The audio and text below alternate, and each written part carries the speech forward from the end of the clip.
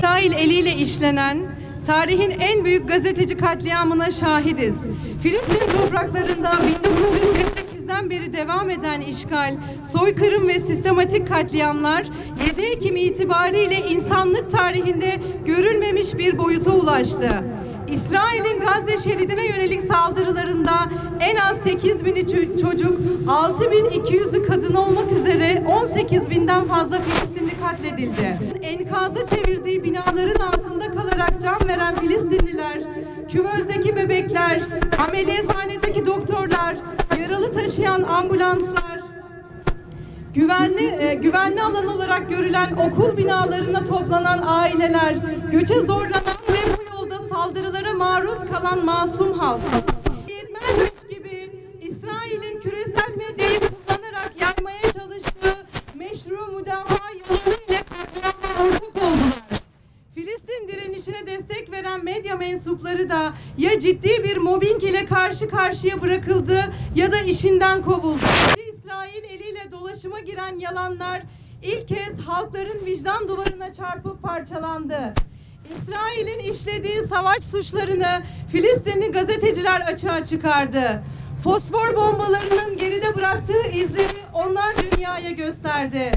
Evladının parçalara ayrılmış bedenini poşette taşıyan babayı, kefenli yavrusunu son kez sarılan anneyi, annesini saçından tanıyan çocuğu, adından önce ölüm tarihi yazılan bebekleri, katledilmiş torunlarının yüzündeki tozları silip gözlerinden son kez öpen dedeyi dünya onların çabasıyla gördü.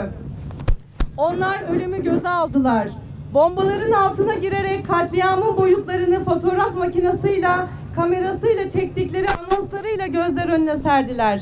Ve şimdi organize devlet terörü kullanan İsrail eliyle bir bir susturulmaya çalışılıyorlar. Kadın, çocuk, genç, yaşlı demeden yüzlerce sivili katleden İsrail güçleri bu zulümleri ve savaş suçlarını belgeleyerek dünyaya duyuran gazetecileri bilerek hedef alıyor. Bugüne kadar öldürülen gazeteci sayısı 97'ye ulaştı.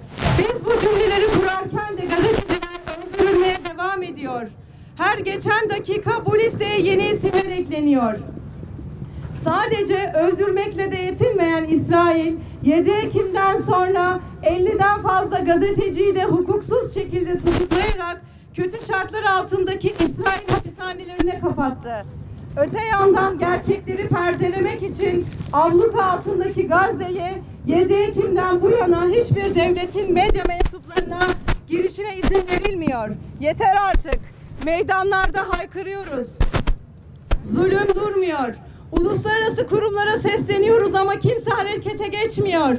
Birleşmiş Milletler ve Güvenlik Konseyi tarafından güya gazetecileri korumak için belirlenen hiçbir prosedür meslektaşlarımızı korumaya yetmiyor. Gazze'de, Filistin topraklarında şiddet durmuyor. İşte bu yüzden çağrımızı bir kez daha yineliyoruz. Uluslararası sözleşmelere göre silahlı çatışma bölgelerinde tehlikeli profesyonel görevlerde bulunan gazeteciler dokunulmazdır. İsrail, insani hak ve özgürlükler konusunda uluslararası hukukun bütün kurallarını ihlal ettiği gibi basın özgürlüğünü de hiçe saymaktadır. Çünkü işgalci İsrail şiddet uygulayarak, tutuklayarak, öldürerek gazetecileri susturabileceğini sanıyor. Öldürerek susturabilirsiniz belki. Ama hakikatleri asla gizleyemezsiniz.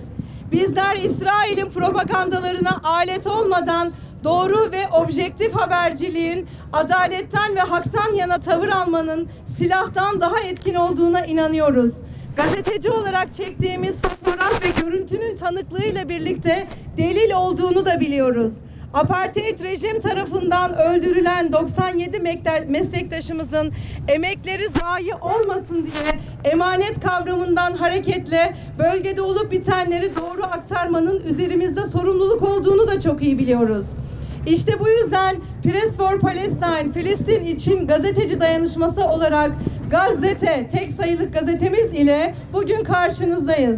Hazırladığımız bu gazeteyi İsrail soykırımı sonucunda şehit olan ve hala direnmeye devam eden meslektaşlarımıza adıyoruz.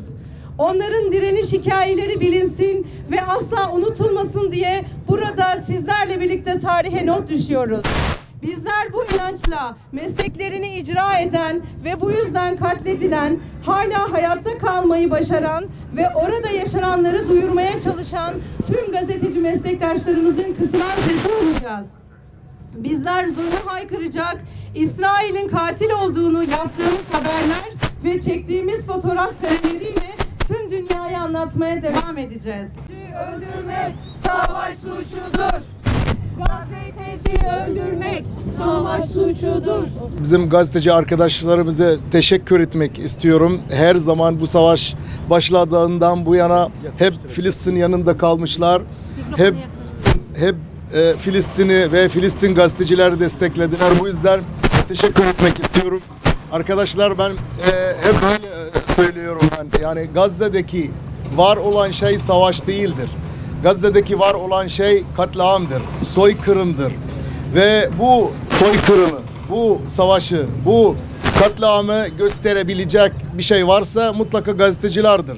Bu yüzden bu savaşın başladığından bu yana en önemli hedefi olmuştur İsrail için bizim gazetecilerimiz. Bu yüzden bu kadar kısa bir sürede 97 söylediği gibi Hayrunisa Hanım 97 gazetecimiz öldürülmüştür. Bunu anlatma ne kadar büyük, ne kadar vahim bir şey olduğunu anlatmak için örnek vereceğim. İkinci Dünya Savaşı 6 yıl sürmüştü ve 69 gazeteci öldürülmüştü. Yani dünyanın en büyük savaşı, en vahşi savaş İkinci Dünya Savaşı'ydı ve 6 yıl içinde sadece 69 gazeteci öldürülmüştür. Vietnam Savaşı 20 yıl sürmüştü. Bu 20 yılın içinde sadece 63 gazeteci öldürülmüştür. Küre Savaşı 3 yıl sürmüştür ve 17 gazeteci hayatını kaybetmiştir. İlk ay içinde 100'e yakın gazetecimiz öldürülmüştür İsrail tarafından. Arkasında Amerika'nın Dışişleri Bakanı ne diyor? Biz yani o gazeteciler kastan öldürüldüğünü bir kanıt görmemiştik. Kastan öldürülmemiştir. Demek ki bizim gazetecilerimiz mutlaka intihar etmişler. Allah rahmet eylesin. Şimdi demek ki hiç kimse desteklemiyor. Bu ufak şehir Gazze olan kimse desteklemiyor ama bizim gazeteci arkadaşlarımızdan destek istiyoruz. Allah'a şükür hep yanımızda, Gazze'nin yanında durdunuz ve devam etmenizi bekliyoruz. Teşekkür ederim. Allah razı olsun. Nehirden denize özgür Filistin. Katliamı yazıyor. Yazıyor. İsrail gazeteci katliamı yazıyor. Yazıyor. İsrail gazeteci katliamı yazıyor. Yazıyor. İsrail gazeteci katliamı yazıyor.